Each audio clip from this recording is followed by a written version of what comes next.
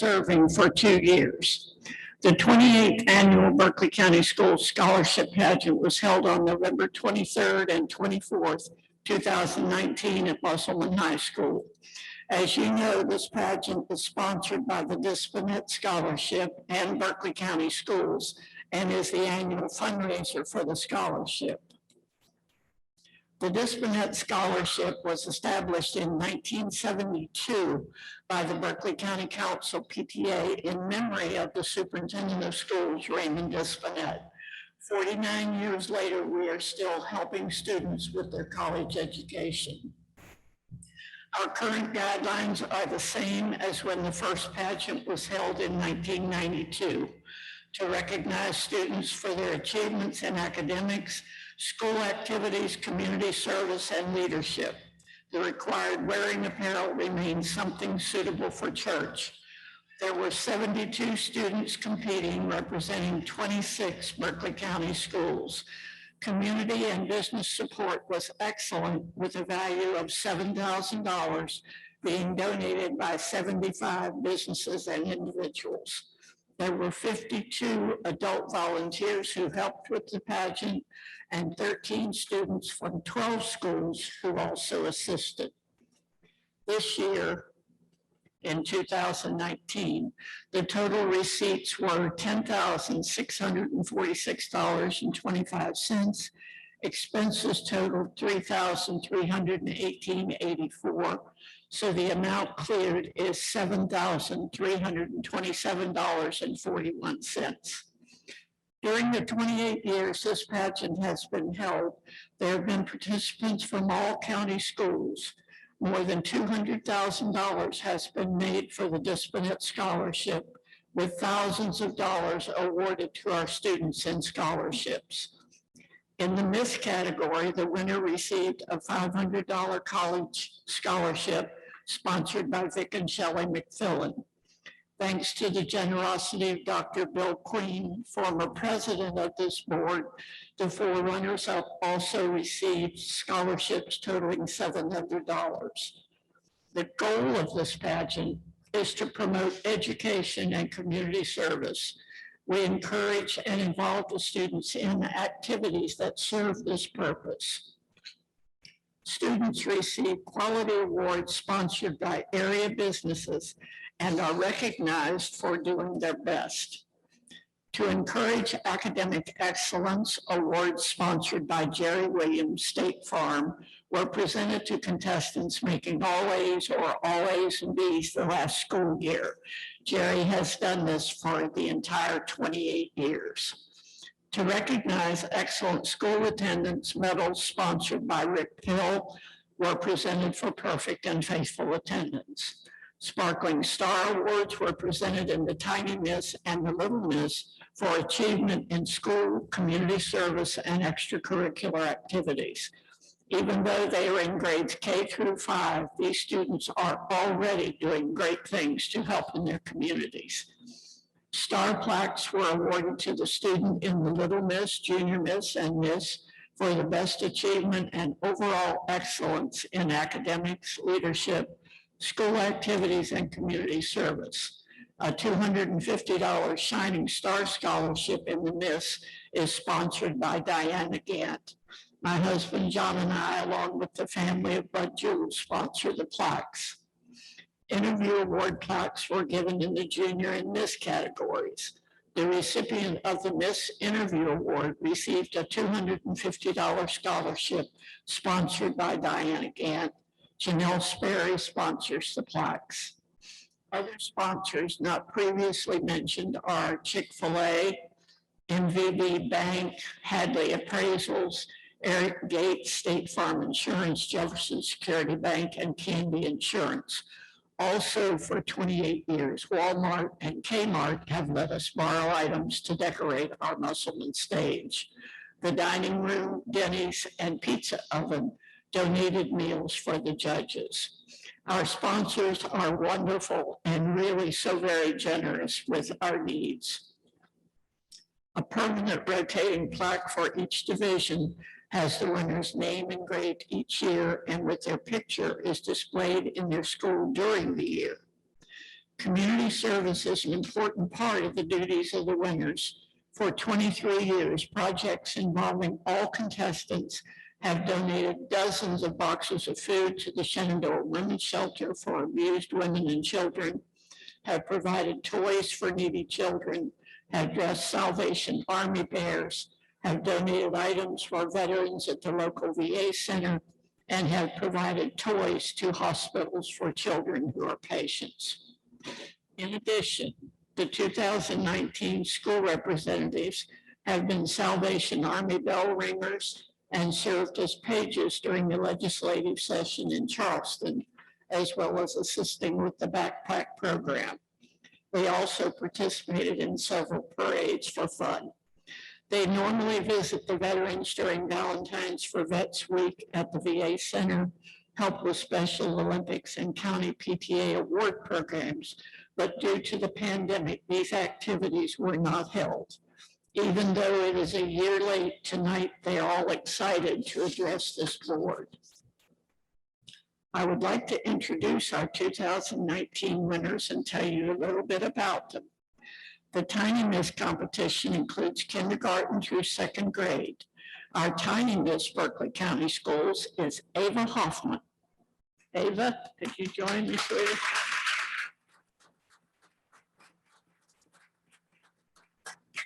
She is the daughter of Andrew and Ashley Hoffman. If you two would stand. The students don't get to be great students without great parents. Thank you. Ava was in the first grade at Bunker Hill Elementary when she won, and she will be in the third grade at Bunker Hill in the fall.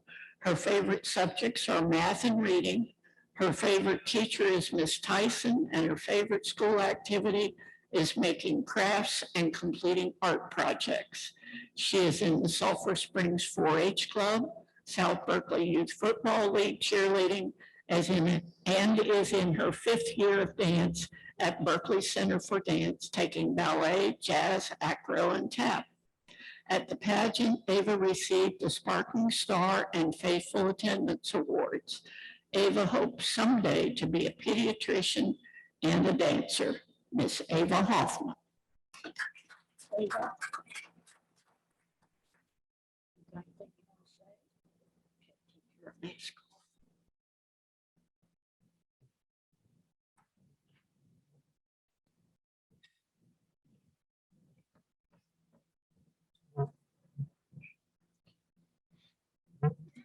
My name is Ava Hoffman, and I am a 3rd grader at Bunker Hill Elementary.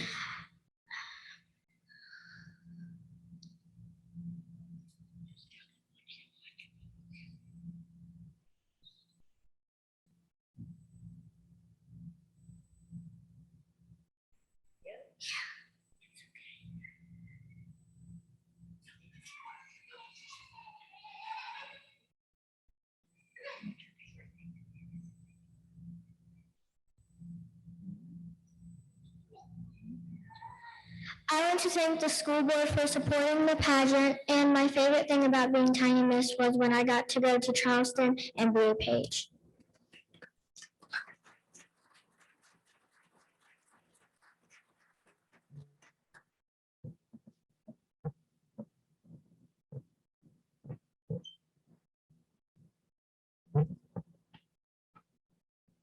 That's pretty good for a child that young to get up before the Board of Education. That's okay, Ava, don't you worry about it.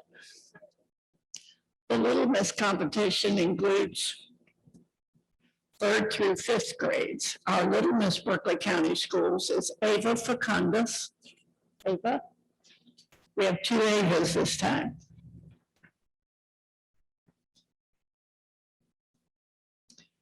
Ava is the daughter of Dawn Albright and Tony Colleen. You stand, this is her mom.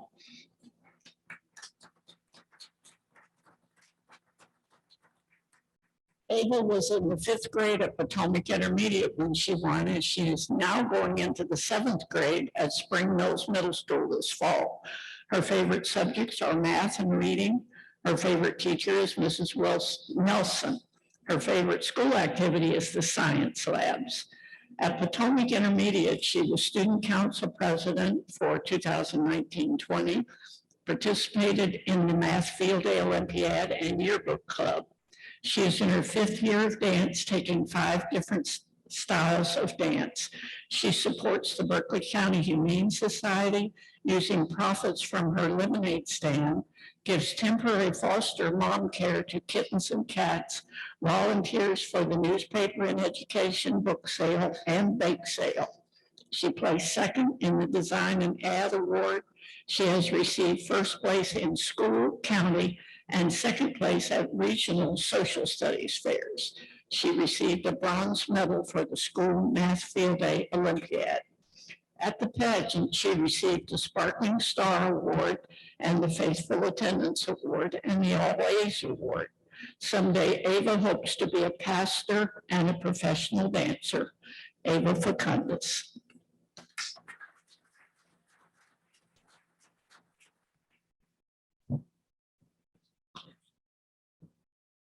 Good evening, ladies and gentlemen, distinguished members of our school board, parents, and my fellow queens. It has been 16 months since our last event, so I'm incredibly grateful to be able to speak to you today. If you would have told me that I would be Little Miss Berkeley County Schools for 2 years due to a global pandemic, I would have never believed you. It is impossible to stand up here and discuss my experiences as Little Miss without discussing the impact COVID-19 has had on our school year. My family and I made the decision to choose remote learning for my 6th grade year. I was nervous to attend school online and had reservations. However, I was pleasantly surprised because it was the best school experience I've ever had. My teachers at Spring Mills Middle School are amazing. They went above and beyond every day to make sure that I not only understood everything that was being taught, but that they were there to support me and help me with anything, school-related or not. I cannot imagine how incredibly difficult it was to do this while also having a classroom full of students. They answered my emails after hours, gave me extra attention when I had questions, and never made me feel frustrated with the process once. Our board members also had a very tough job this year.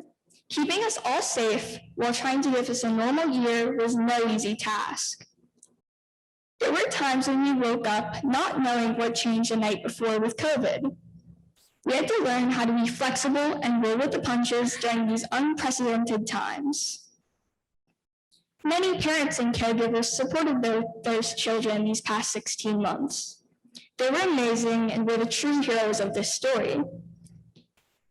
Their dedication helped us receive the education that we deserved, and it did not go unnoticed. Being Little Miss Berkeley County Schools has been a true honor. I will look back and always remember this time as being one of the greatest of my life. These experiences and friendships have taught me to want more for myself and my fellow students. Empowering and supporting girls changes our world for the better, and that is exactly what the scholarship pageant does. It represents charity, community, and education. These 3 things are what we need to thrive. I would also like to pay special recognition to our wonderful sponsors and Mrs. Sherry Smith. Sherry is the reason the pageant is so successful, and her hard work and dedication is admired and appreciated. Thank you for choosing me to represent Berkeley County Schools as your Little Miss. It has been a blessing and a joy, and I will forever be grateful for this opportunity and experience. Thank you.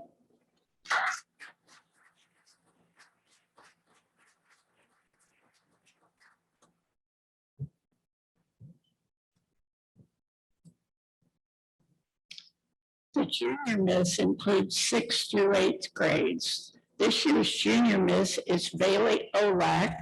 Bailey could not be with us in person. She's on vacation, but she will appear by the magic of Zoom.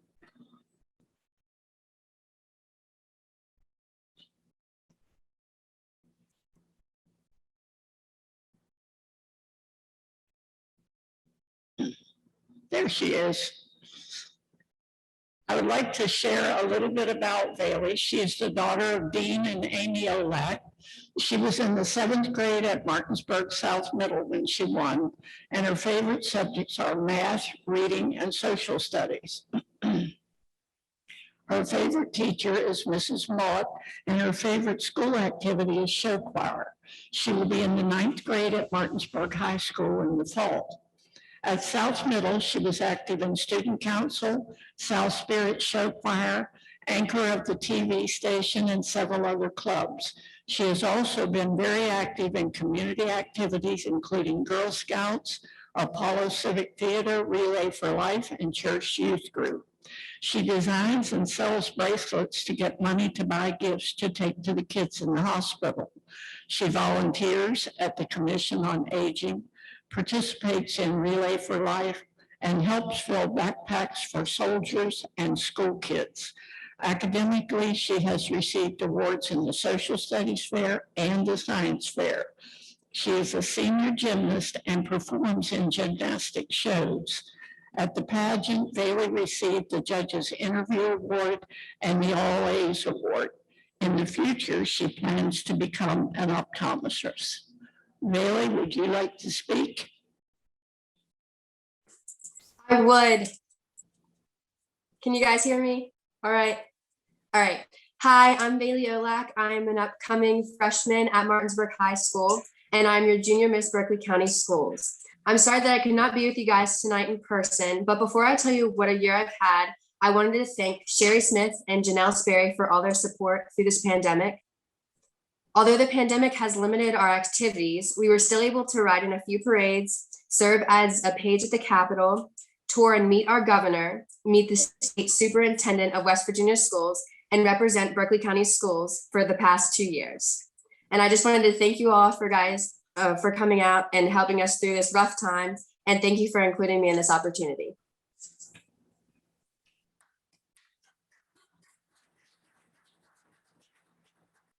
Thank you, Bailey. Have a good vacation. Through the generosity of Vic and Shelley McPhillan Rocky Glen community, a $500 scholarship is awarded to the winner in the Miss Division. Diana Gant awards another $500 in scholarships, and Dr. Queen another $700 in scholarships to winners in the Miss category. These scholarships are awarded separately from the Bispinette Scholarship. The Miss category includes 9th through 12th grades. This year's Miss Berkeley County Schools is Elizabeth Sperry. Elizabeth.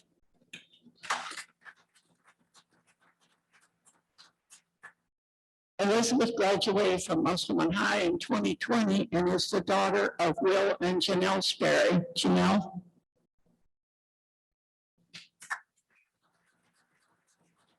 As I've said, the great parents make great students, and it's a shame that all students don't have the same opportunity, but we have wonderful parents for our kids. Her favorite subjects were civics and psychology. Her favorite teachers were Mr. Brown and Mr. Nepper. Her favorite school activities were participating in the band and Spirit Week. She will be a sophomore at WVU this fall, majoring in psychology. At Musselman, she was in the National Honor Society, History Club, Theater Club, International Thespian Society, Marching and Concert Band, Indoor Percussion Team, and the Exit 5 Jazz Ensemble as a featured soloist. Elizabeth performed in Musselman's theater production of Aladdin and Grease and won the Outstanding Supporting Actress Award for her role as Jan. She won first place awards at the school, county, regional, and state social studies fairs. She represented Musselman High in the Business Education Partnership Leadership Academy and was the West Virginia State PTA Youth Representative. She attended the 2019 National PTA Legislative Conference in Washington, D.C. as the youth representative for West Virginia, where she met with our senators and discussed the importance of addressing mental health in our schools. In the community, she has volunteered with Special Olympics, Wreaths Across America, and Valentine's for Vets at the local VA hospital. At the pageant, she received the $500 Queen Scholarship, the $250 Judge's Interview Scholarship, and the $250 Shining Star Scholarship. Elizabeth is attending West Virginia University to obtain a bachelor's degree in psychology and a minor in criminology. She plans to pursue a career as a criminal psychiatrist. Elizabeth? Hello, my name is Elizabeth Sperry, and I'm serving as your current Miss Berkeley County Schools. I graduated from Musselman High School magna cum laude, all the while participating in after-school activities and honor societies. Now I am 18, soon to be 19 years old, and going to be a sophomore at West Virginia University. When asked my degree, I am a psychology major minoring in criminology, planning on pursuing a career in being a polygrapher for our beautiful state. When I tell people this, they seem to be highly impressed, as they are pretty big words with even bigger shoes to fill. You have to be clever, empathetic, responsible, compassionate, adaptable, and many other things. You may ask, well, how does this have anything to do with me being Miss Berkeley County Schools? Well, I have gained all those traits by participating in this pageant, being involved in my community, and taking my education very seriously. Speaking of education, one of the highlights of my senior year was becoming Miss Berkeley County Schools in November of 2019. For me, it seems eons ago, as obviously there was going to be a little bump on the road soon to come. Obviously, the COVID-19 pandemic hit everyone hard, in particular seniors. Admittedly, it was hard to see the bright side of things, especially since it felt like many people in my class were looking at me for answers. Personally, whenever I need a solution to a problem, I go to my mom, and even she didn't have any answers. However, with all the negativity and things I didn't get to do, I could reflect on things I did get to do. I was fortunate enough to have participated in the pageant every year since kindergarten and to have won Little Miss and Junior Miss. In those years, I have served as a page to the legislature, gave canned food to the women's shelter, gave many speeches, gave Valentines for veterans, wrapped gifts for children, gave medals and cheered on Olympians in the Special Olympics, and got to speak to you all today. Not only that, I have made many new friends that I still talk to today. It can be easy to focus on the negative, but what I've learned from this amazing experience is that positive outlooks can save the mindset of many. As a young woman of today, I view myself as someone who can be a leader of tomorrow. Without the pageant, I truly feel I wouldn't be nearly as confident as I am today, and I am proud representing our county and our schools. I thank you all greatly for listening to me, as well as many years of supporting the scholarship pageant. I hope that I have represented our county well, as it was an honor to serve you as Miss Berkeley County Schools. Thank you.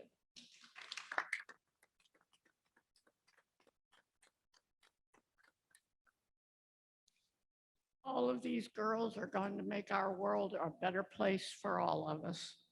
They're great representatives of Berkeley County Schools, and I'm really proud of all of them. We extend our thanks to board members Darren Gilpin and Todd Beckwith, and to Superintendent Patrick Murphy for being with us at the pageant to recognize our winners. My appreciation to all of you for your support. We are proud to recognize the many contributions these students have made to our schools and community. Thank you for supporting our efforts in raising funds for scholarships. It has been a genuine pleasure for me to be able to work with so many great students through this pageant for 28 years. For 19 years, the Dispinet Scholarship Board of Directors has also administered the Madeline Reiner Memorial Scholarship and the Olive Kiter Memorial Scholarship. These two great women served on the Dispinet board and were very active in local and state PTA for many years. Through their scholarships, they continue to support our students. In 2019, we were very happy to award 4 $2,400 Dispinet scholarships, one to a student at each of the 4 county high schools. Through the Dispinet Scholarship, the Scholarship Pageant, the Reiner Scholarship, and the Kiter Scholarship, we presented a total of $10,800 in 2019 in scholarships.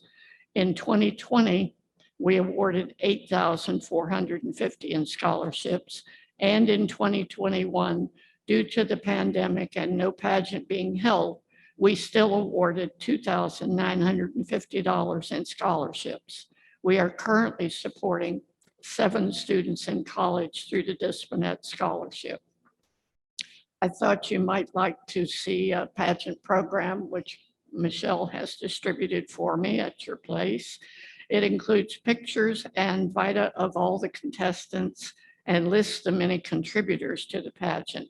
Contestant awards given along with our sponsors are also listed in the program. Does anyone have any questions they'd like to ask?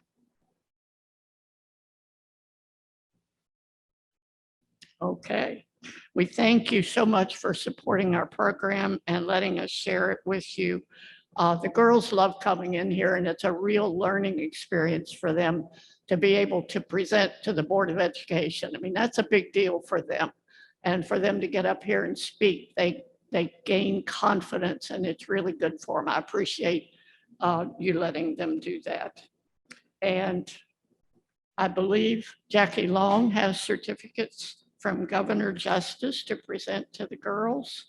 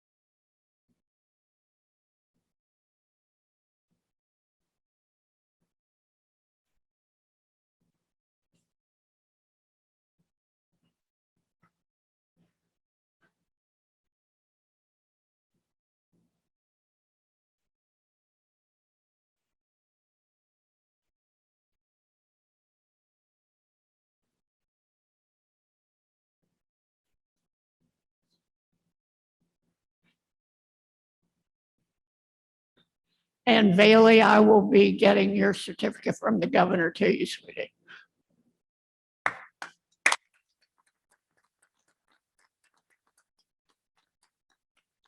Thank you all so much for joining us tonight. Thank you, Sherry, for all that you do for this pageant. We really appreciate it. Our next recognition is the Berkeley County Diversity Council Champions for Equity. Mr. Damon Wright will come forward to give that presentation.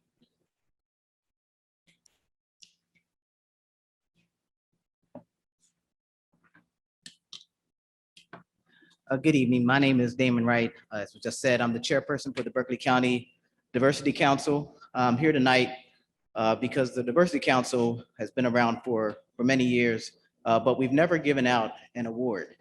We've seen the Volunteer of the Month, the Teacher of the Year, et cetera, and we felt that it was needed in our community for those that are fighting for equity and inclusion and diversity in our school system and in our community to be given an award as well.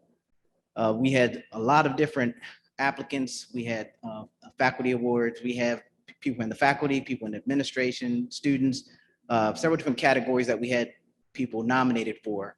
And we, as a committee came together and decided our winners, which I'll be announcing this evening.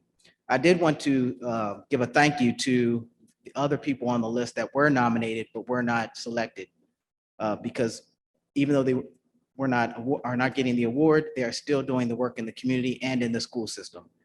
Some of those faculty are Aaron Peralta, Angel Routson, Anna Bach, Ms. Cheryl Snyder, Allison Burnett, Katie Schramm, Michelle Mullinax, Danielle Busey, Laura Cochran, Mr. Hammond and Mrs. Brown, Caitlin Clay, Coach Church, Molly Rakes, Sean Kane, Amanda Kisner, and Elizabeth Sanchez.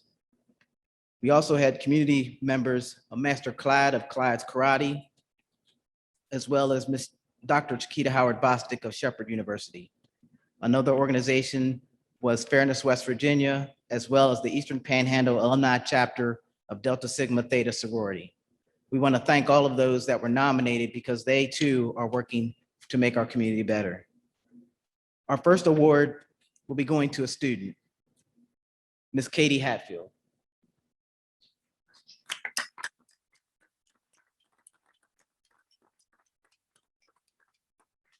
Katie created a scholarship called The Future is Yours, West Virginia Child in May of 2020. Her goal was to award scholarship money to a student or students who live in West Virginia and are or once were a foster child, a ward of the state, or an adoptee, and also had an ADHD diagnosis. She spent several hours each week designing, making, and selling jewelry to fund the scholarship. And with the help and support of school personnel, her efforts gained traction. She sold her jewelry at farmers markets and at Westwood Charm Boutique and Nelson Supply. By December of 2020, she was advised that she had earned enough money to create a perennial scholarship by investing in the Community Foundation of Washington County, Maryland, where her scholarship is located. In April of 2021, she awarded 2 scholarships to students who were once in foster care. She continues to work in order to fund even more scholarships in 2022. She is a 10th grade, 16-year-old student at Hedgesville High School. Katie, through volunteerism over a period of years, knows that children in foster care have needs that children with intact families do not have. Because of the many unknowns a foster child faces, she began volunteering at the Children's Home Society while a middle school student. As a volunteer, she teaches manners, lessons, and art lessons. She has developed a rapport with the children and conducts drives to help secure needed hygiene and security items for the children, and is very aware of the extra help the children need. As a person living with ADHD, she knows that children who have experienced trauma are oftentimes more likely to suffer from this condition. Her leadership skills pushed her to research this phenomenon, and she learned that a child with ADHD receives 20,000 more negative messages than does a neurotypical child by the time the child reaches 8th grade. Her heart was touched knowing that the child who receives the negativity is also likely the child who least needs it, and that led her to create the scholarship and to work even harder on behalf of children. She is definitely an advocate for change and has dedicated her time and effort to helping to improve the opportunities available to children who have or had a difficult start in life. She is an ideal candidate for the Student Berkeley County Diversity Council Equity and Inclusion Award.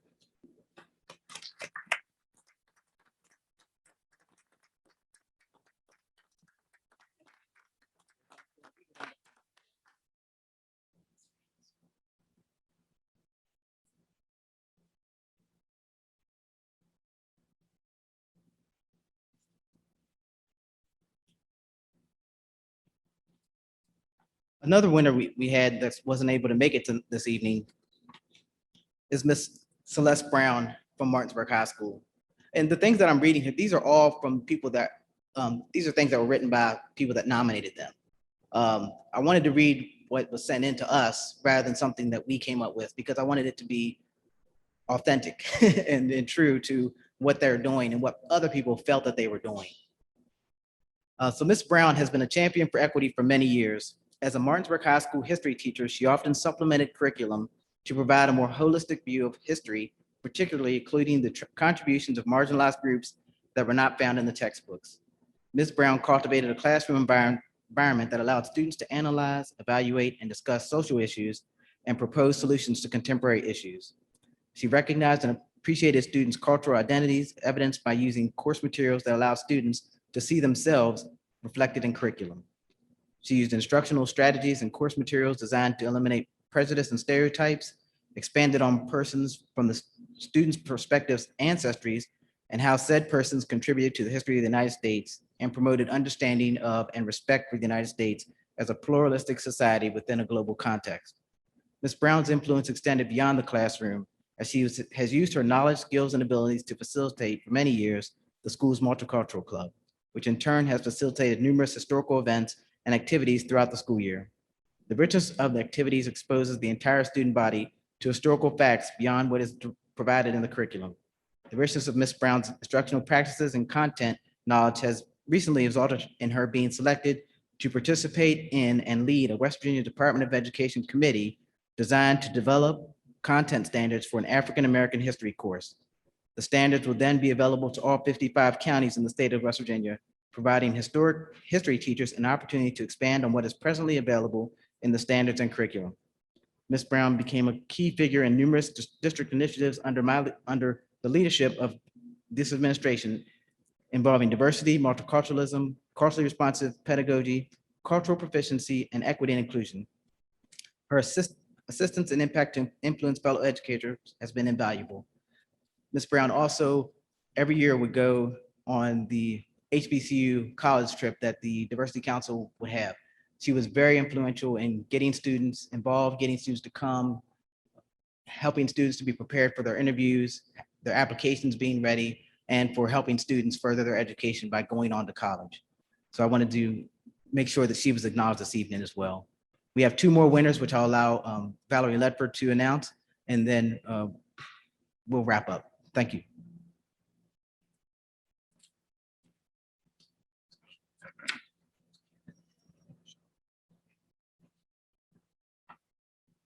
Good evening.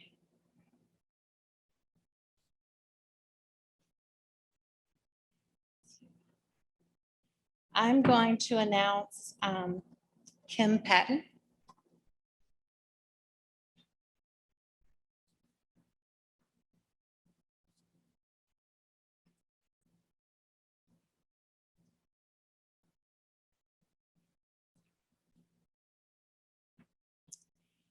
And what was sent in to us from Ms. Patton is Ms. Patton is our school counselor, and she has always worked hard to make all students feel included. She has set up fabulous multicultural day activities and assemblies. And this year, as a click counselor, she has still worked hard to create videos and activities that are inclusive of all students, no matter their color, race, or gender. She is a true champion of every child.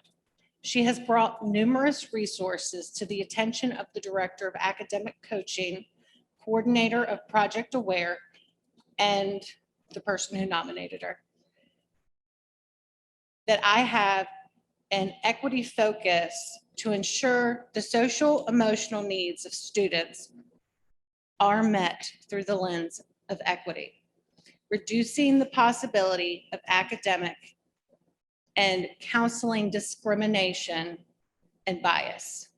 Ms. Patton facilitates a diversity club at her school, which includes students who recently completed a powerful video addressing racism, anti-racism, BLM, the treatment of Indigenous and Asian American persons. The video is powerful and will be used as a staff development and student development tool, starting with senior staff members.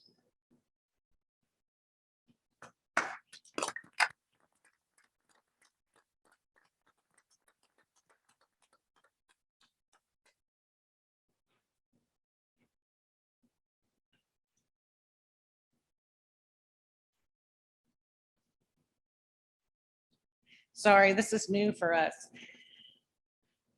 Let's see, and then the next award, she is not here this evening.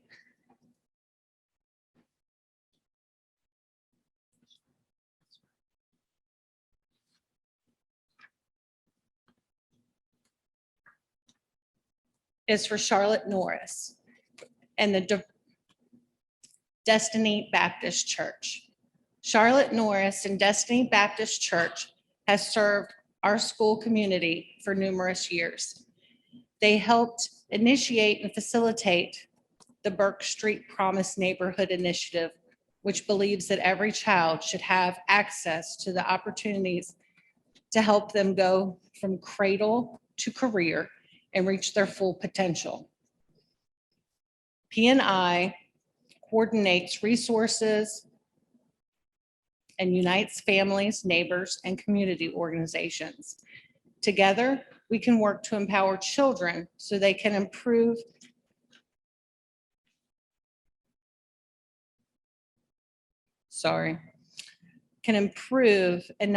and add the breaking the cycle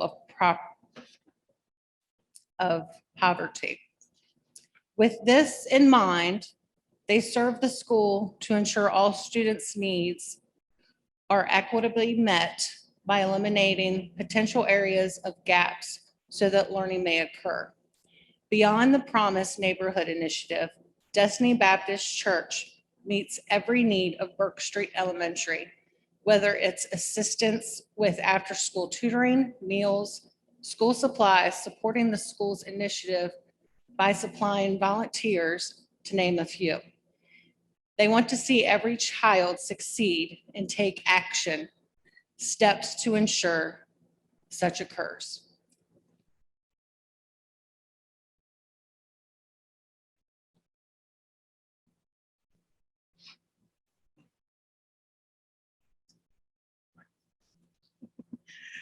No, we just wanted to thank also the board. I know it's been a challenging year for everyone, but we want to thank the board and superintendent for their support, the administration for allowing us to give out this award, for trying to put an emphasis on helping everyone. We know it's difficult, especially even in this political climate with everything being politicized, to try to not get caught up in that, but to be focused on what is best for the students ultimately, and what is best, and also what is best for the staff. We hope to continue that effort and continue that work with the school system, with the Board of Education, so that we can continue to promote teachers and students that are working for the benefit of everyone. And we want to continue this annual award and continue to promote equity and inclusion for all. Thank you.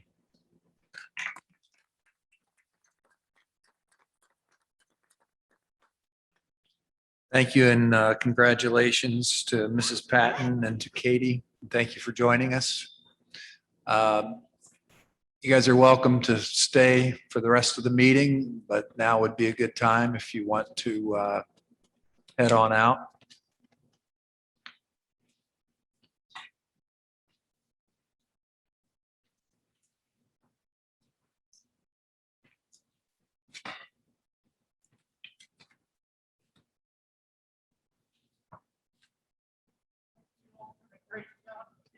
Thank you, Sherry. Thanks, Sherry.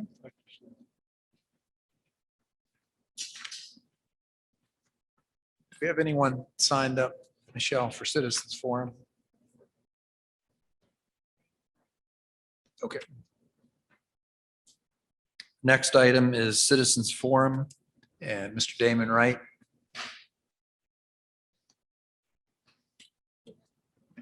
Hey, I'm back. No, I signed up for Citizens Forum because of the recent announcement that Dr. Walker will not be returning. I know in previous meetings, there was a lot of people that came up and spoke in regards to Mr. Dillinger leaving and what they would hope the next person would be that would replace them. My hope is that this board will take into consideration the need to have somebody that will further what Dr. Walker has been doing, even push even more so for equity and inclusion in our school system. We are hoping that it's someone that is not going to be intimidated by those in the community that do not want to see change, those in the community that do not want to hear another voice other than their own, that will be able to educate and be able to be transparent, but at the same time, not give in and not give in under pressure to what they know is not right and what will not work for the students. Things are changing in this world, whether people like it or not. Things have been taught to people that were not correct. And there are things that were withheld from people that unfortunately it's uncomfortable when you learn something that you didn't know. A lot of people just learned about the Tulsa riots. I learned a few years ago because I actually went there and saw it for myself. Saw the roads and walked the streets and saw the museum. So when people hear things that they didn't know about, it's like it can't be real.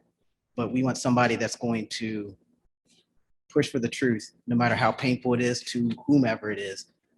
Everyone has negative things in their history. It doesn't mean that we can't learn from those things or that we shouldn't teach those things. So I'm hoping that the next person will be somebody that will strive for the truth. And I hope the board will allow the Diversity Council and the community to have some input as to that selection. Thank you.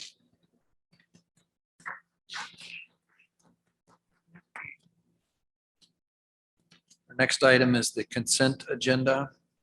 And contained in the consent agenda are the minutes of the regular meeting held on June 7th, Minutes of the special meeting held on June 10th.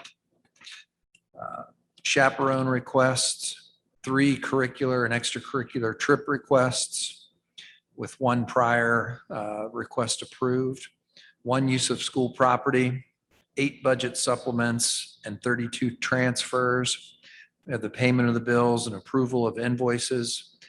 We have the financial report, the treasurer's report, the pre-K calendar for the 21-22 school year, renewal of the Adult Learning Center lease, the McGraw-Hill Instructional Materials ELA adoption contract. These items are contained in the consent agenda. Can I have a motion to accept the consent agenda? I move we approve the consent agenda as presented. Have a second? Second. Any discussion? Just one question, Mr. President. The renewal for the Adult Learning Center lease, I realize it's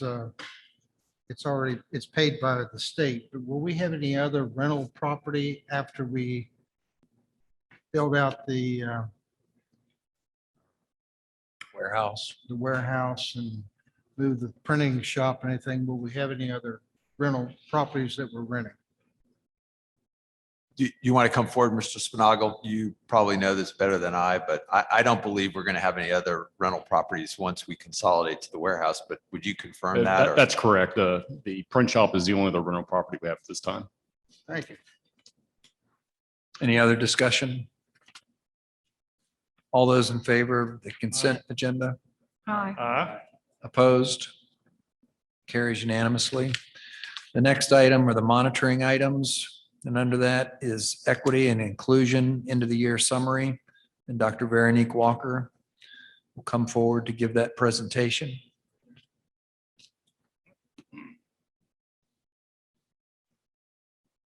Good evening, Dr. Gilpin, board members, Dr. Murphy, and fellow senior staff colleague. This evening, Donnie Dellinger. This evening, I wanted to take a moment of time to provide an end of the year summary for equity and inclusion. And this particular summary is a follow-up to the August 20th presentation that happened regarding the Board of Education. And then also as a result of policy IDF, which is the equity and inclusion policy, that in that policy states that an annual update to the Board of Education happens. The board approved the updated equity and inclusion policy in 2018, and then confirmed again the policy on August the 20th, 2020. So some of the items that were on the August 20th agenda were policy IDF, stakeholder suggestions and the district's response, 2020, 2021 initiatives, and then the Board, as I stated already, of Education confirmation of policy IDF. So as a snapshot and a reminder, there are overall goals in policy IDF that drive what equity and inclusion is for the district. Before this policy was updated, it was created originally in the 80s. And the policy was multicultural education, and it was approximately 3 sentences. But now, as the policy has been updated twice, once for multicultural education and now for equity and inclusion, it is more thorough and contains the roadmap for everything that we as a district would want to see in our schools, and as what you as the Board of Education agreed to. As a reminder, equity and inclusion is about making sure students have what they need. That is a nutshell explanation of equity and inclusion, that they have what they need regardless of anything that identifies them, any difference, anything such as that. One thing about equity is that it is in everything that we do. This particular slide, as was shown in August 2020, shows that there are 10 dimensions of equity, and it indicates that different areas where equity is to be examined and to make sure that things are, in fact, meeting the needs of students, such as school funding, high quality early learning, student supports and intervention, instructional time, and attention. One of the things when I was preparing this presentation, I began to think about my history here in Berkeley County Schools from 2007 up until this point. And one of the things I was thinking was I've had the opportunity historically to influence through equity and inclusion many, many different programs. So I wanted just to give a snapshot to the Board of Education about the different programs that through equity and inclusion, it was previously called diversity, different things that I oversaw and different things that I had the opportunity along with those around me. I wasn't alone, I had others support me, but those are the things that I oversaw in my tenure, during my tenure here. And not only oversaw, but also built programs around regarding equity, diversity, inclusion. The items highlighted in green are the items that have, they've changed, so to speak, and they've enfolded or folded into other areas, such as the Martinsburg Initiative with safe and drug-free schools. Educating teenage parents has essentially been given back to the counselors. So those are programs that aren't technically still in place. And I also added the last bullet on my right-hand side, other duties as assigned or assisted. As many of us in Berkeley County Schools, we have our assignments, we have our duties, but then we have the things that we step up and step in to help whenever we have the opportunity, because we want to make sure every student succeeds. Key programs that have the equity and inclusion influence over the course of the 2007 to presently. Some of the things as you see with the policy updates, I had the opportunity through equity and inclusion to update all of those policies to make sure that students are represented and to make sure that it aligned with the state's expectations. I was on the equity and inclusion. Diversity was at the beginning of many of the other programs that you see there. The OVEAS Bullying Prevention Program, Project Aware, the Martinsburg Initiative. This is a snapshot of just the things that equity and inclusion has had the opportunity to influence. With the duties and responsibilities, one thing that I took to heart and I felt was very important was professional learning. So during the 14 years, it's been 14 years, had the opportunity to facilitate, co-facilitate, create, research, or lead 275 plus professional learning opportunities. And here's a snapshot of some of the topics that were included or covered over the last 14 years. So sometimes when we think of diversity, equity, and inclusion, I'll speak for myself, I would think, well, if it's only diversity and equity and inclusion, if it has it in the name, but however, making sure that every student has what they want and need may look like many of the other things that's listed on this screen today. For example, mental health and social services, academic, and the professional growth and development, not only for students, but for our faculty and staff members. I was speaking to a colleague just last week, and she said one of her favorite quotes was from Simone Biles. And Simone Biles said, "Work hard in silence and let your success be the noise." And as you can see, Simone is holding many gold medals. And the beauty about this saying is that the success for Berkeley County schools and for every school district across this nation and world may not be necessarily the precious metal of gold, but it's the preciousness of our students. Anything less than serving our students and making sure that students' needs are met is not worth the effort.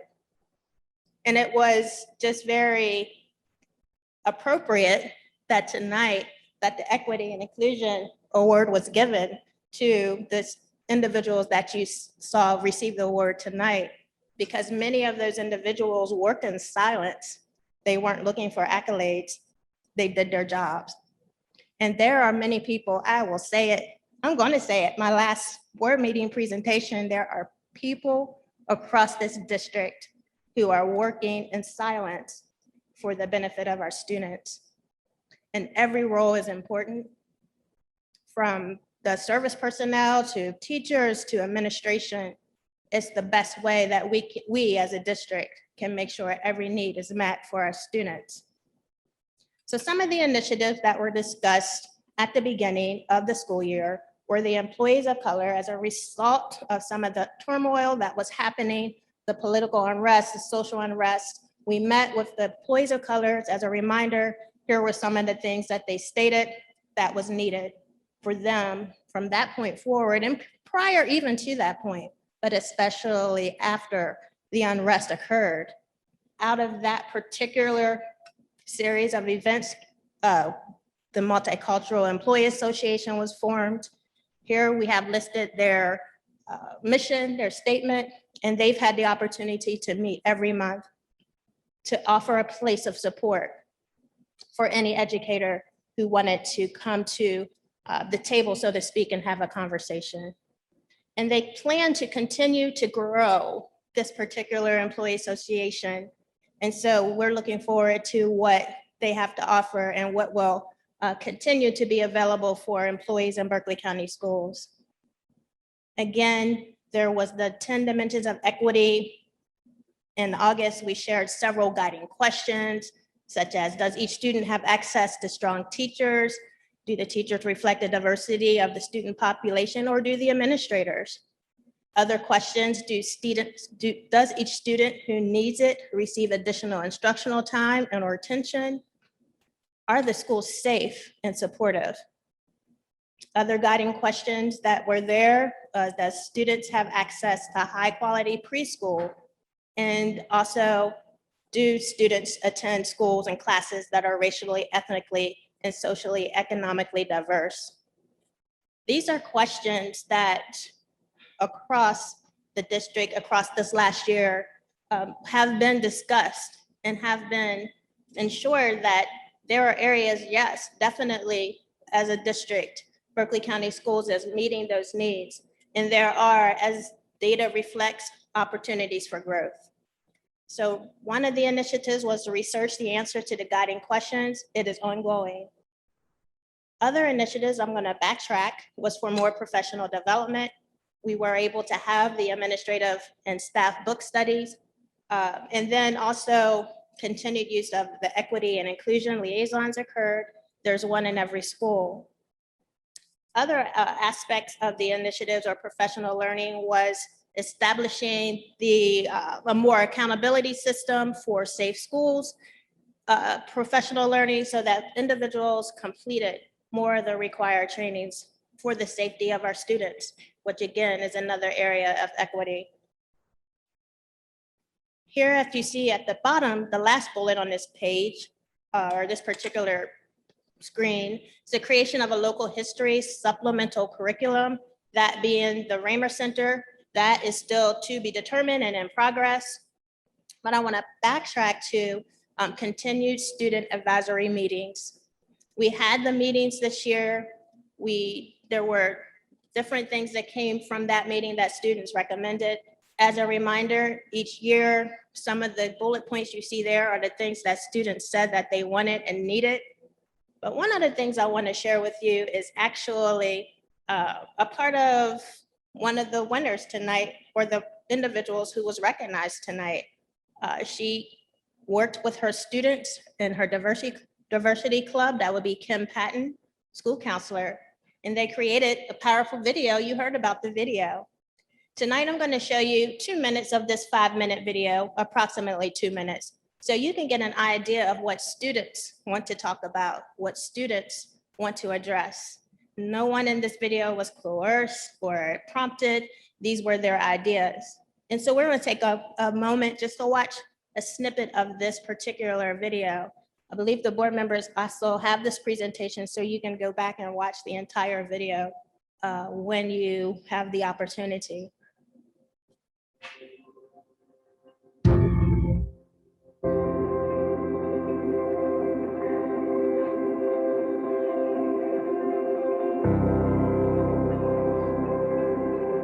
Indigenous people have been mistreated since like the beginning they literally were the first people to be here, and now they're treated as if they're outsiders. But I've read some Sherman Alexie books, and I kind of understand how the government has mistreated Indigenous people throughout the years, and it's kind of affected where they are as a people today. Their culture is used as a costume that people wear at Halloween, and they always say Native Americans when they should be called indigenous, and I see some people harassed on the street for being indigenous, and it's terrible. They just look at someone differently because they have different beliefs than that person. I believe it is necessary for the world to change. Lots of people have been excluded, including Black lives, and they have been killed, and they should not be killed just for their skin tone. The Black Lives Matter movement, to me, is inspiring. It has honestly just been a platform for Black people to express their voices and express their opinions to the entire world, and it empowers so many people, especially me. I thought that the Black Lives Matter movement was important for our history, and they didn't have to really get very violent, but they still got their point across and they made their mark in history. Well, I think that the violent protests that happened this past summer have kind of become a scapegoat, and that's all that people think about when they think of Black Lives Matter, when in reality, most of the Black Lives Matter protests, the smaller ones, are actually peaceful, and they're just trying to get out there and make people aware of systematic racism in the U.S. And I'm really happy that during quarantine, people started to understand more of the problems that we face as Black people and all the things Black people had to go through and what's wrong with our justice system and how it's been helping other minority groups with their problems because they feel like now they can speak up as well. I think that it was a very good thing to see people work together to make a difference in something that they believe in. I do feel like there are a lot of people being silent, and I do feel like they just need the courage and someone to show them that it is okay to stand up, and it is okay to express how they feel. I think. And so there's about 3 more minutes of that video. And as you can see, the students were very vocal and very open about their impression of what they want to see in society, in our community, and in our schools. At the beginning of the year, there was a needs assessment sent out for school administrators, classroom teachers, and other represent school counselors, social workers, and those were the individuals who completed the needs assessment. And this is very tiny, but this is some of the things that individuals who completed the survey identified as their impression of how the temperature, so to speak, the culture represents and exists in Berkeley County schools and the county overall, and then in each individual school or their particular representative school. But as individuals filled out their comments about what do you want to see more of, what is more needed, there were 3 themes that rose to the top above everything: increased resources and opportunities for dialogue and professional learning, increased diverse staff at all levels of the district, and increased student voice and support for students and families. With the strategic plan, that was the goal, to find out what were the top priorities based upon people's feedback. And there were several themes, but these themes right here, the 3 that you see, were the themes that were indicated as priorities or most needed at that particular stage when the survey was disseminated. So again, the goals of policy IDF and equity and inclusion are clearly outlined in policy IDF. And moving forward, I want to echo the Citizen Forum request, is that equity and inclusion programs and initiatives continues to grow. So that is my request as the current Associate Superintendent of Berkeley County Schools for Equity and Inclusion. There has been a strong foundation built But as I move on to my next, that the person who follows will then take this to the next level. And as I shared with you, the programs that I've overseen over the years, several of those programs are now overseen by other individuals, and I am going to name them: Christy Heaton, Elise Gregory, and Hal Van Meter. And they have indeed taken the programs and taken them to the next level. And that is my hope for equity and inclusion. And with that in mind, that is the reason for the request and the approval. Thank you for approving the Equity and Inclusion Coordinator, which is a 210-day employee, because this is more than a one-person position or one-person job, so to speak, if true work and true change is needed and wanted, because it's all about the students. At the end of the day, anything less is not worth it. Thank you, Board of Education. I have had a wonderful time presenting to you this evening, and I thank you for your time and attention, support, and commitment to equity and inclusion in Berkeley County Schools.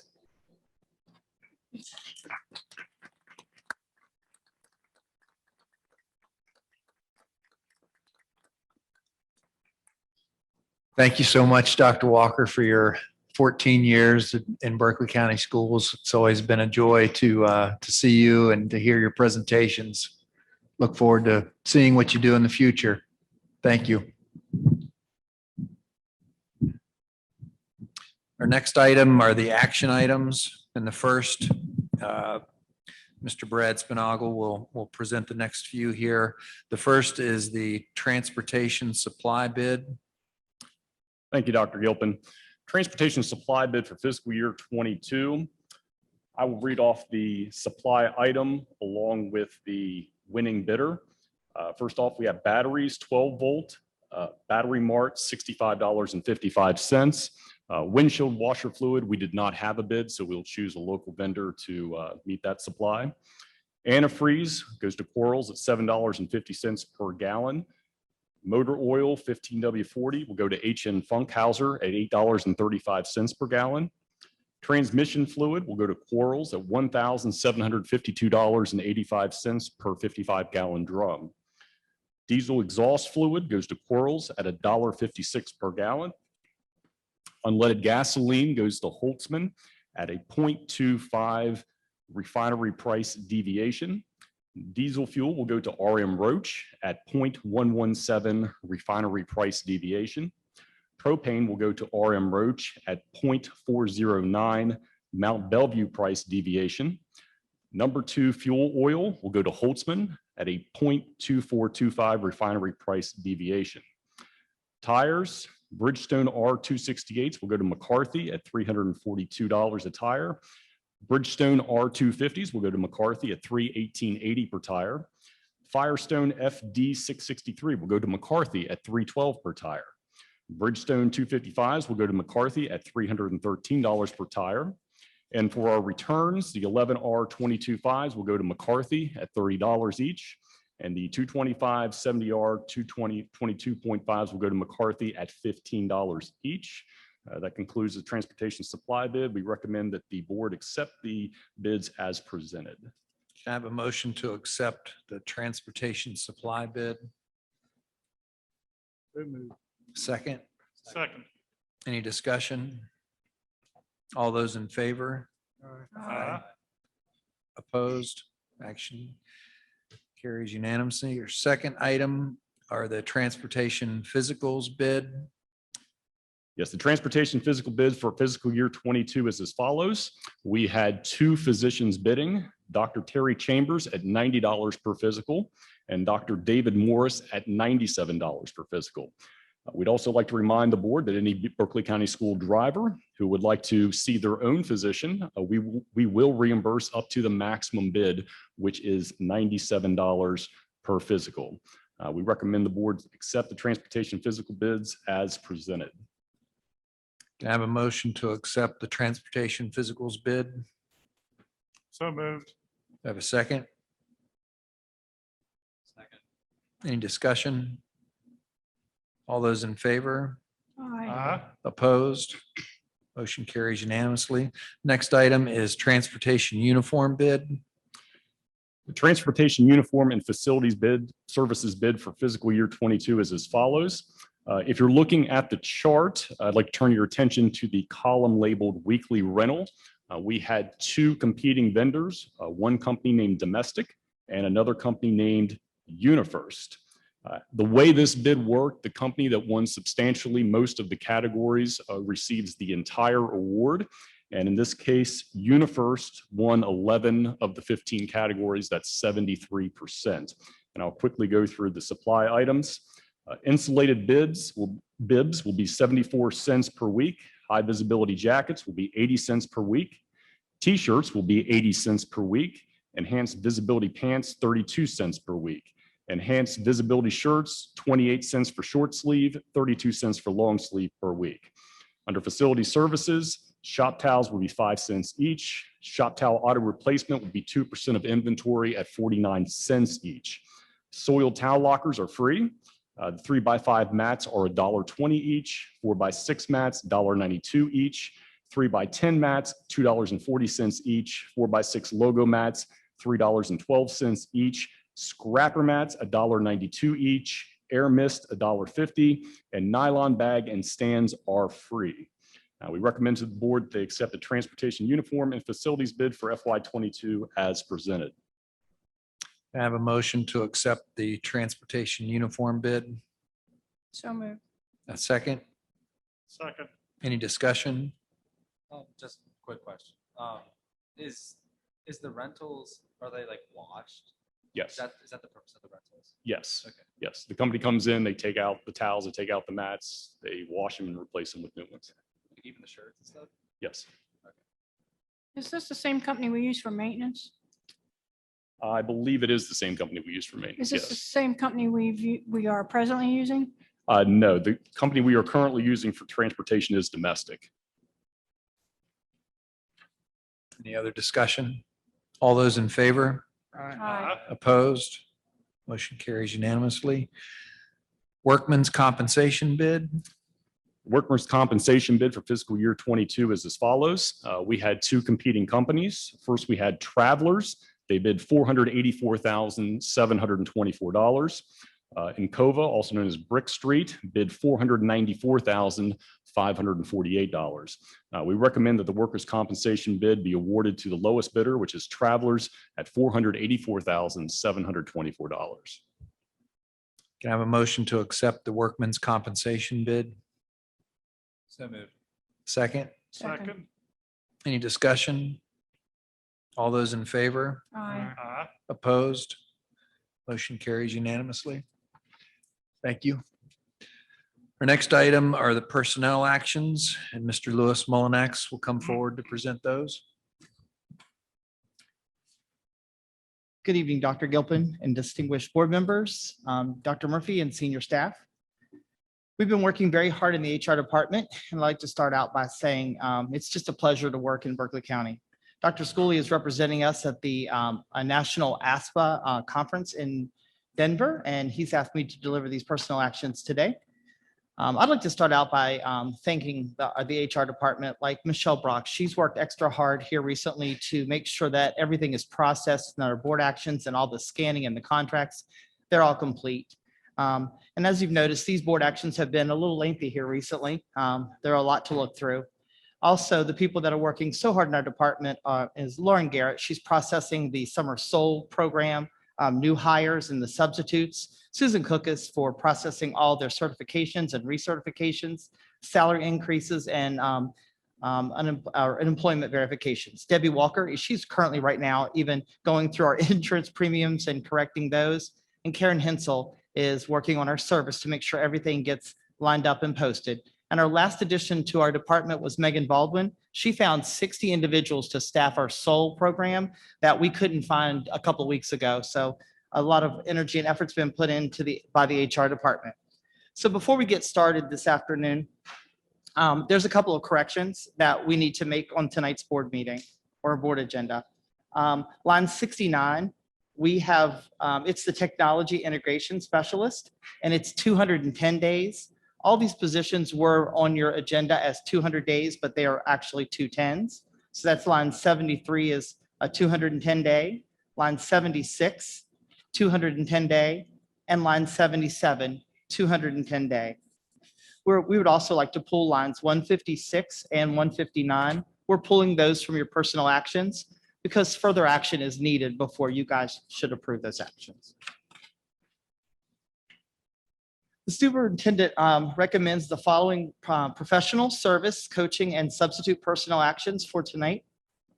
Coaching actions, we have 9 appointments, 1 interim appointment, 4 resignations. The extended summer school actions, appointments, 46. Grant actions, appointments, 6. Policy 5000 transfers, 3. And just general transfers, 12. Leave actions, we have an unpaid leave of absence, 1 of those. Professional actions, we have 17 appointments. 1, we're going to rescind the appointment. 2, policy 5000 moves. 2, we're removing from the transfer list and assigning. 8 resignations, 2 retirements, and 16 transfers. Service actions, we had 5 appointments. We'd like to remove from the transfer list of 9 people and assign them. 2 resignations, 1, we'd like to rescind the resignation, 1 retirement, 16 transfers, and 22 upgrades. The summer feeding program actions, the summer appointments, we had 32 of those. Sole summer school actions, 144 appointments. Correction on the dates of the ones that you approved last week. We added a couple of training days that we didn't have that information in the very beginning. So that is 176 actions. Substitute nurse actions, renewal of contracts, 2. Substitute service actions, appointments, 2. And remove from the substitute list, 1. Substitute teacher actions, 1 appointment, 7 withdrawal of contracts, and 12 resignations. Today, we have a total of 563 actions. And with us, so you guys are introduced to some of our new assistant principals. We have Amy Hatter. She's in the back. She's the new assistant principal at Musselman Middle School. And we have Carissa Tress over here to the side. She's the assistant principal at Hedgesville High School. And I was formerly her assistant principal at Tomahawk. That tells you how old I am. And we have Nick Emmering here. He's the new assistant principal at Mill Creek. Are there any questions? Motion first. Can I have a motion to accept the professional service, coaching, and substitute personnel actions with the changes noted by Mr. Mullinex? I need to recuse myself from page 32 of those actions. If we could note that. Can I have a motion to accept these actions? I move we approve the professional service coaching and substitute positions as presented with the corrections as noted by Mr. Mullinex. Do I have a second? Second. Any discussion? Mr. President, first, without any comments, I want to vote separately, or not separately, but I want to be on record as being against position 100 and position 75, the 261-day contracts totally. First question I have, we have 30 plus administrators in the SOL program. And I was just wondering, are they going to be treated like the other employees and not be paid for the West Virginia holiday and the 4th of July? True. Yeah, they're not paid for the holiday. The employees listed under grant, they're under classification. What happens to them when the grant expires employment-wise? I'm actually not the one to be answering that question, but what I'm thinking is that by that time we will have the funding to complete their contracts and continue those. Okay. So hopefully our population grows and that our board is generous at that time and keeps these positions. Quite a number of positions.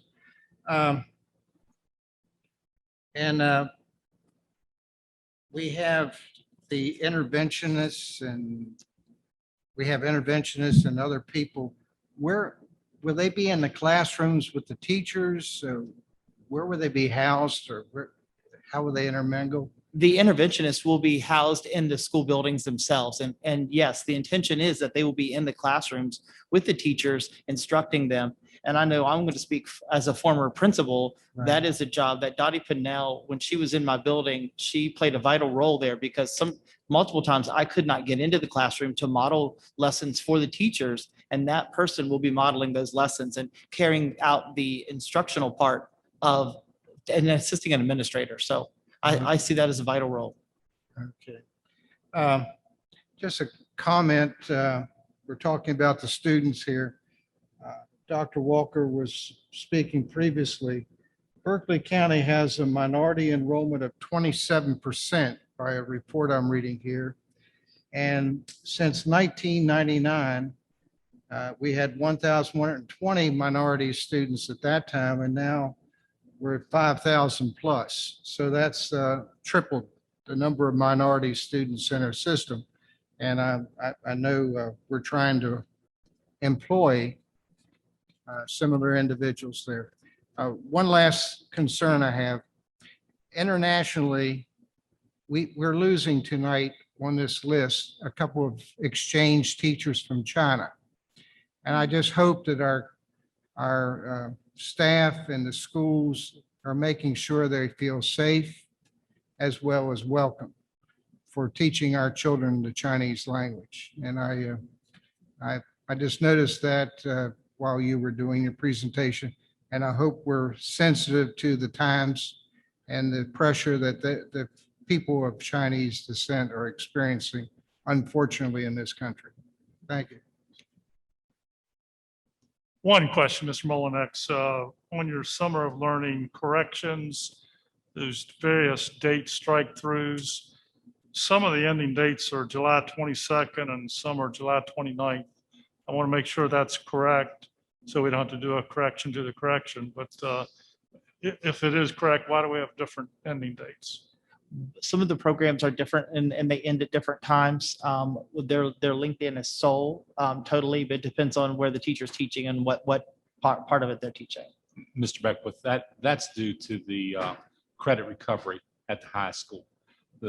Because of the getting the credit and taking the courses. Okay, thank you. That's the addition.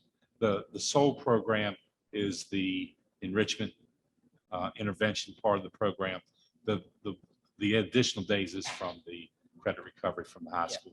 Thank And you again, both. it's due to the requirements. Thank you. Any other discussion? In the June 7th newsletter, I read, what is a TIS position? That's a technology integration specialist. That's somebody who, as a new teacher, learning the technology, whenever you're issued a MacBook, iPads, things like that, that person assists those teachers with using that technology within the classroom. We've moved a long way since the overhead projector where you just click the button. If you don't understand how this works or what it works, and every textbook, everything is online, everything is digital now, and you have teachers that are coming in, they need a person teaching them how to use this equipment so that it's used effectively. Even to the substitutes, when you have a substitute in your building, this TIS individual can go into that classroom to make sure those kids get that instruction that day. They can assist that teacher. I know how they feel. Thank you. All those in favor of the personnel actions with the noted recusals? And also, I voted against the two positions. With the rest of them. Aye. Opposed? Motion carries unanimously with Board Member Murphy's noted votes against items. Thank you. Our next item are board announcements. And just as a reminder, this is our last meeting here at Spring Mills. We will return to the central office or the administrative office on Winchester Avenue for our next meeting. And I want to thank everyone here from Spring Mills. I know it's been a lot to set these meetings up, and we really appreciate it. I didn't get a chance to run this by Mr. Dillinger, but I was reading in the Charleston Gazette, the test assessing secondary completion, the TASC, will be discontinued August the 31st. So these are people who are trying, what I call the GED. If they're in the process of getting this, passing this test, and they have to take a segment of it, they should be getting on the ball and getting it done, so that if they have to go to a new test, I don't know what's going to happen there. Mr. Dillinger? Actually, we've been working on that over the last few weeks with Mr. Pack, Ken Pack, and Krista Heaton. We do that test at several sites. One is with our option pathway site. Those students that are close have been informed and will be having the opportunity to complete that. The others that are our adult ed site, and our adult ed are contacting those individuals who have come in, are working on it also. Also, part of that policy is those students who have taken the part of the task, once they choose the new test, will not be penalized due to moving from one to the other. Oh, good, good. Thank you. Superintendent announcements. All right. Thank you very much, Dr. Gilpin.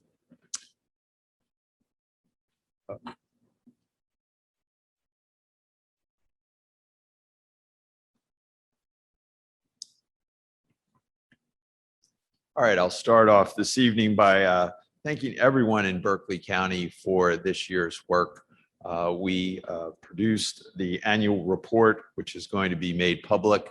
Actually, I shared this this evening with the school board as part of my annual evaluation, and I think we highlight many of the things related to student achievement, the progress we've made in addressing many of the issues this year with the pandemic. But look for that to be coming out on our webpage and posted. And again, I just want to thank all the individuals that have been involved in this. There is a tremendous amount of data and information here that gives you kind of a sense of what was accomplished this year. And as I've said, we set out with some very, laudable goals, but we've had to make adjustments and be flexible. And I think we've addressed that and been very, very adaptable. And I just want to recognize folks for those achievements this year. We also want to celebrate this part of the state is becoming noted for lacrosse, along with many other athletic endeavors. But we want to celebrate the folks here at Spring Mills who defeated Wheeling Central Catholic for the Division I championship game. And this was actually a title rematch from 2019. And then also the second group there is the Bulldogs won Division II state lacrosse championship over Putnam County. And they took that division championship. So congratulations to both of those teams. And I also want to thank Mr. Dellinger because he has sort of championed the lacrosse effort here in Berkeley County as it's kind of continued to grow. And we'll see that expand here as we move forward to next season. I also want to congratulate Benjamin Crowder. Benjamin is a first grader at Marlow and was this year's regional winner for the West Virginia Treasurer's Smart 529 essay. He won $500 in the Smart 529 account, and Marlow also received an additional $500 for the school. West Virginia children in grades K through 5 can enter to win money in a Smart 529 college savings account by writing about their future. Here's how it works. A child writes a short essay that begins, "When I grow up, I want to be," and then tell why they chose that particular career. The 529 is a tax advantage savings plan designed to encourage families to save for college.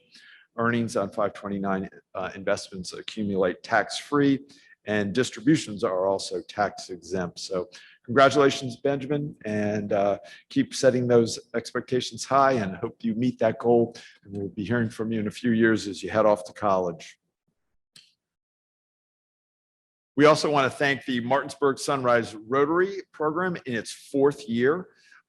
Several years ago, it just started with one school, and that was Burke Street, and has grown to include all Berkeley County Schools second graders. Literacy obviously is our #1 initiative, and it's valued by Rotary International. Thank you to the Sunrise Sunrise Rotary for their fundraiser grants efforts to make it possible for 425 students to receive books in their particular schools that encourage reading over the summer. We also want to recognize our schools this year for the Kids American Heart Challenge. There are our top schools participating that raised over $47,000 this year. And I am going to announce them. Spring Mills Primary was our leader, followed by Potomac Intermediate, Valley View Elementary, Hedgesville Elementary, Mountain Ridge Intermediate, Berkeley Heights Elementary, Orchard View Intermediate, Hedgesville High, Bennington Elementary, Opeckin Elementary, Spring Mills Middle, and Musselman Middle. So thank you to all those who sponsored heart healthy events and fundraisers. This year, the district, as a result of our fundraising efforts, will receive over $3,000, which will go for purchasing of physical education and playground equipment.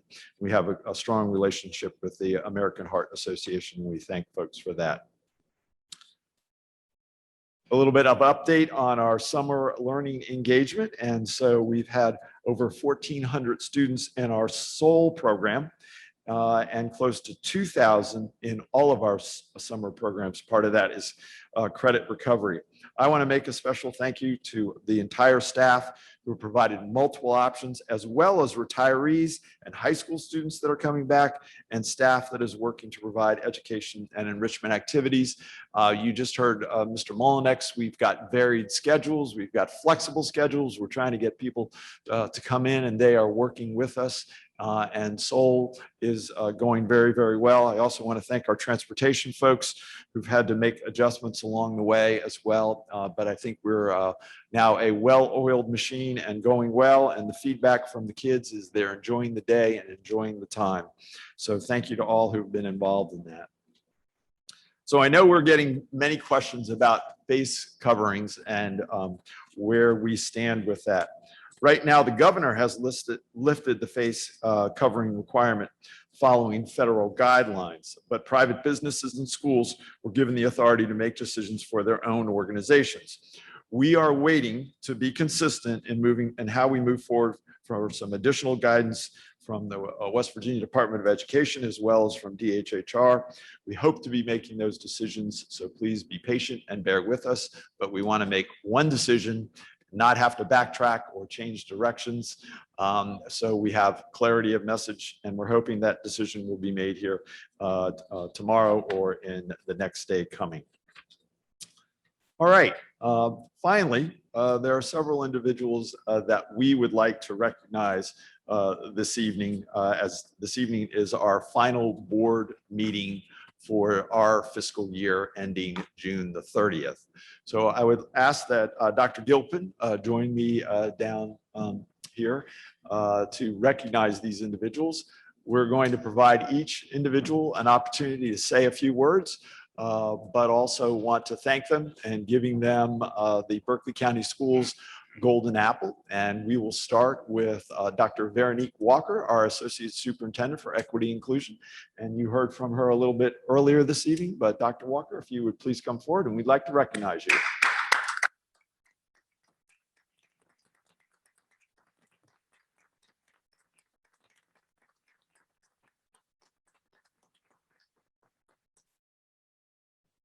Thank you. Thank you. This is beautiful. Oh.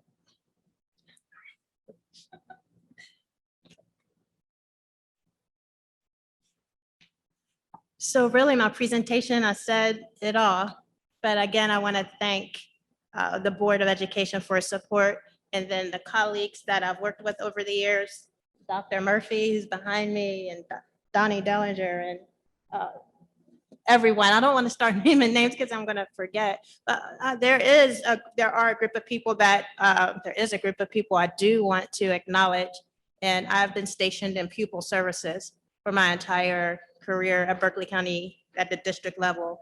And I would be remiss if I didn't mention my pleasure working in that department with a great group of individuals. We are tight knit. We're, I was gonna say, we're like a family, and we sometimes get on each other's nerves, as I'm gonna say it, but then we also rise to the occasion. There's nothing that we won't do to help a student. And so that is for Ron Stevens, Elise Gregory, Trudy Engel, and then also Holly Branch, who is in our office. And pupil services is extended to attendance, the attendance workers, and then Patton, who has joined us this year. So thank you. I appreciate it. And I'm excited for everyone, for Berkeley County Schools, for what's next, and then also for myself. Thank you.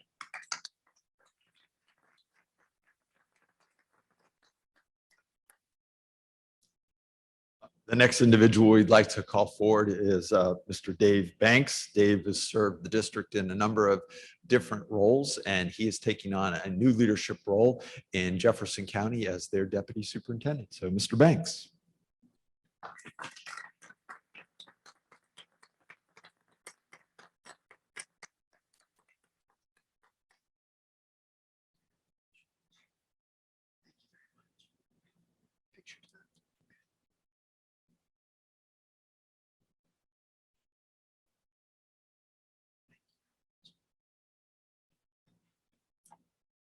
I just want to say that you as a board, you're blessed. There are so many dedicated individuals in this county, and it really came out during the past year and a half. Everything that people did to reach out to families, students, whether they were click or brick, that it never stopped. And you should be very proud of the accomplishments that our folks had. I have been blessed myself to work with great school administrators, teachers, support staff. Certainly the Department of Curriculum Instruction has been awesome. And I also want to thank Mr. Dellinger, who's taught me a whole lot about curriculum instruction and also about how things run in Berkeley County schools. So thank you, board, for the opportunity to help students and staff during the past 4 years. I greatly appreciate it. Thank you.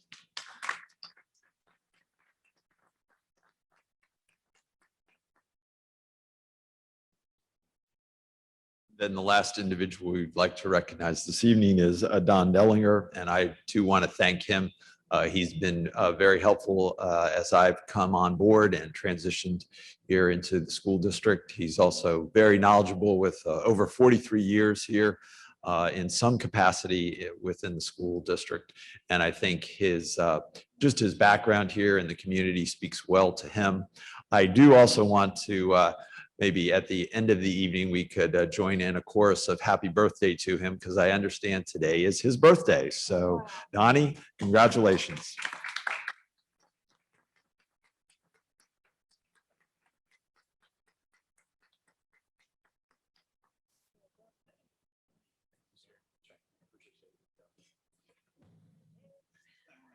Yep. Nah. Yeah, there's something about that. Drop it again. Thank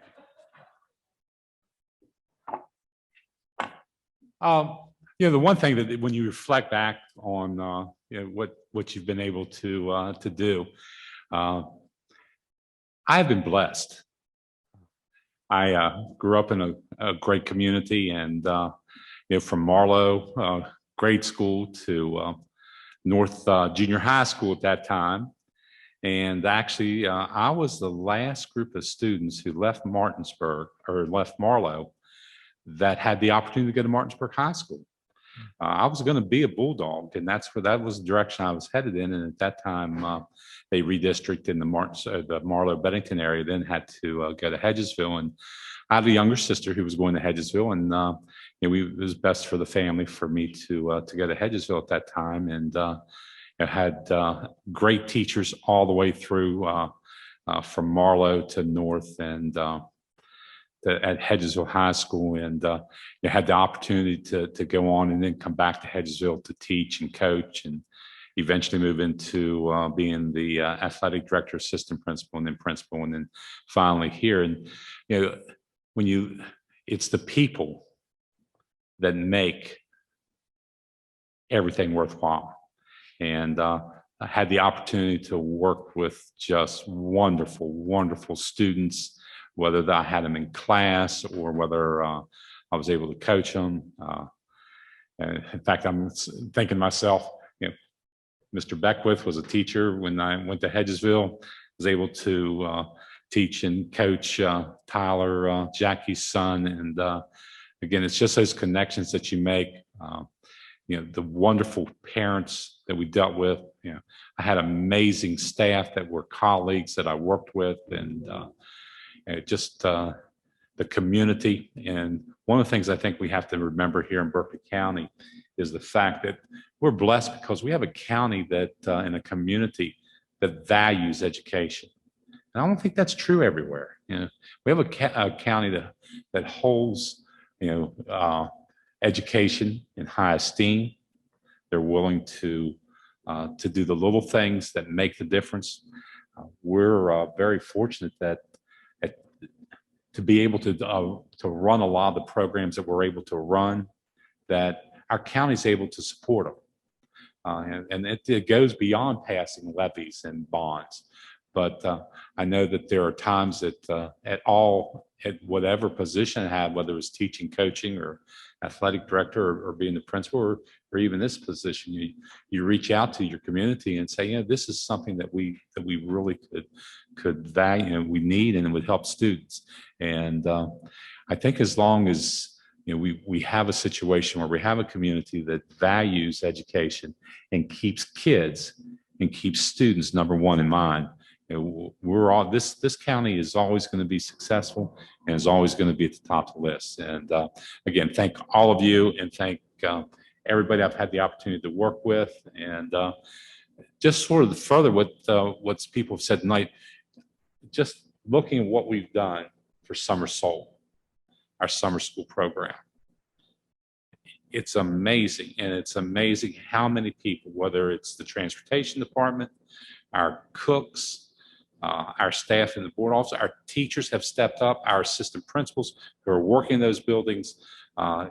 We are providing a program it's not only working with instruction and academics this summer, but it's meeting the health and wellness needs of kids who need it most right now as we get ready to come back to normal next year. And again, that's sort of sort of is what this community values and is a tribute to them. So thank you very much.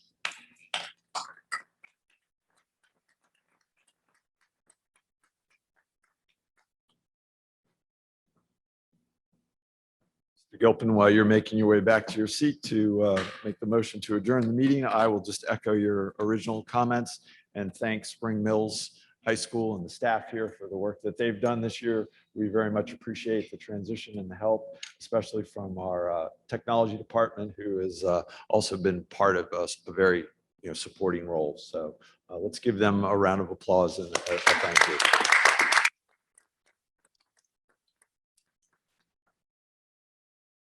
I also wanted to thank our new assistant principals that joined us this evening. It's nice of you to join us. We really appreciate that.